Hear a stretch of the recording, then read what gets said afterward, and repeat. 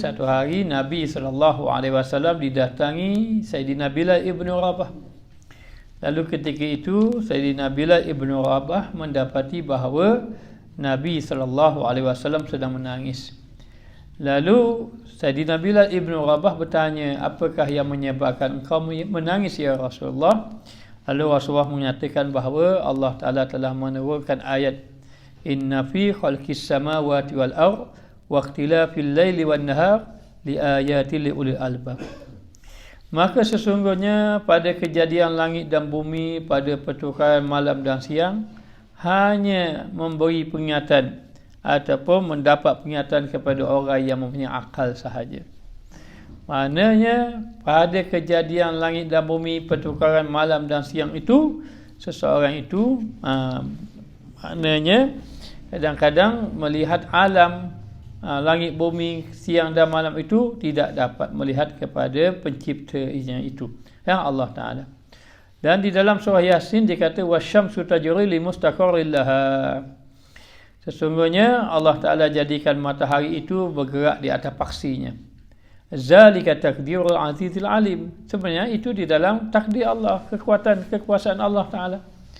Jadi kalau orang-orang yang tidak beriman, dia hanya wasyamsu tajri li mustaqarrin laha. Kajian dia sampai situ saja.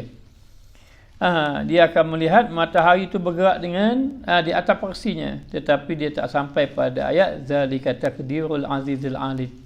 Itu adalah takdir kekuasaan, kekuatan yang Allah Ta'ala mengaturkannya. Sehebat-hebat orang yang tidak beriman, dia dapat mengkaji demikian-demikian, tetapi dia tidak dapat mengkaji siapa yang mencipta yang dikaji tadi. Maka sesiapa yang tidak melihat bahawa di dalamnya ada Allah yang memerintahnya, hingga diketahui segala fi'ilnya itu di dalam af'al Allah, sehinggalah sepatutnya dia melihat sampai dia tahu semuanya af'al Allah Ta'ala. Tetapi kalau dia tidak memandang, maka dia tidak akan berjaya melihat itunya semua daripada af'al Allah Ta'ala. Maka tiada sah daripadanya. Maka tiada sahlah akan pegangan dia tadi berjabat atas segala fi'ilnya. Apa makna berjabat? Berjabat di situ berpegang. Berpegang, maknanya atas segala fi'ilnya itu, maka tiada sahlah dia. Dia punya pegangan dia.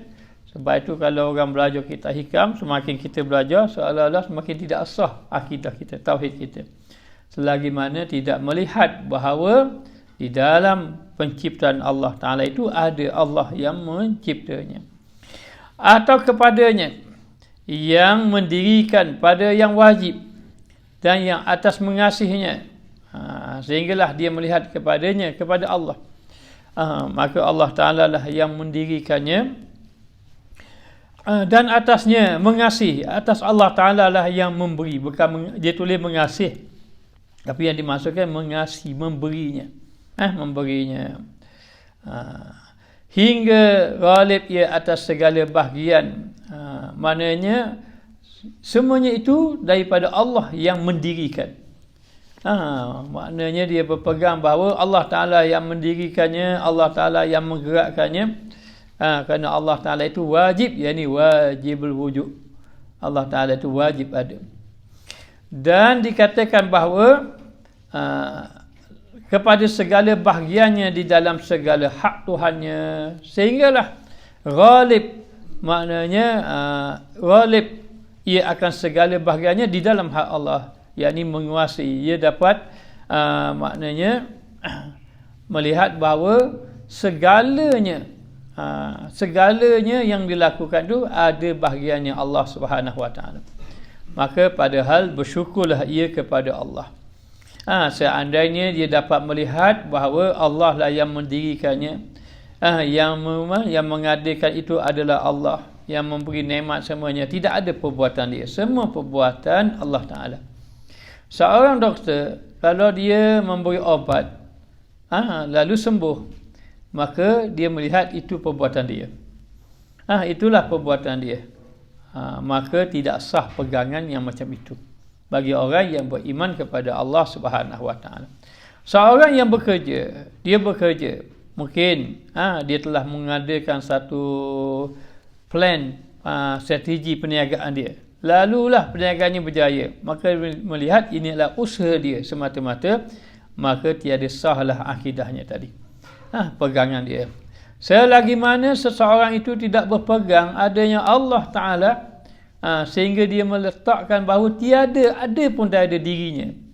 Kerana semuanya tidak ada. Yang ada hanya Allah. Tidak ada daripada perbuatan kita. Walaupun zahirnya dilihatnya kita. Maka macam mana? Contohnya seorang doktor.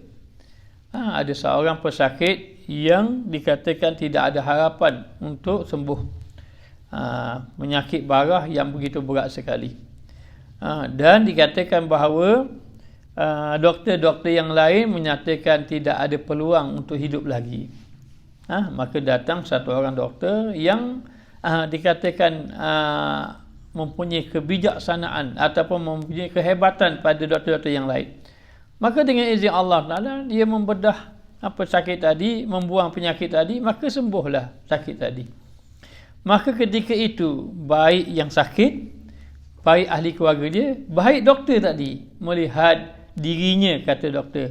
Kata pesakit tadi, sabit doktor ni je dapat hidup. Kata ahli keluarga tadi, kalau tak ada doktor ni mati dah anak saya. Maka semua pegangan itu tidak sah. Semua pegangan itu tidak sah. Kecuali hanya Allah Subhanahu Wa Taala. Hakikatnya, tiada satu benda pun yang memberi bekas. Tidak ada satu benda pun yang memberi bekas. Doktor tidak memberi bekas. Obat tidak memberi bekas. Kebijaksanaan dia pun tidak memberi bekas.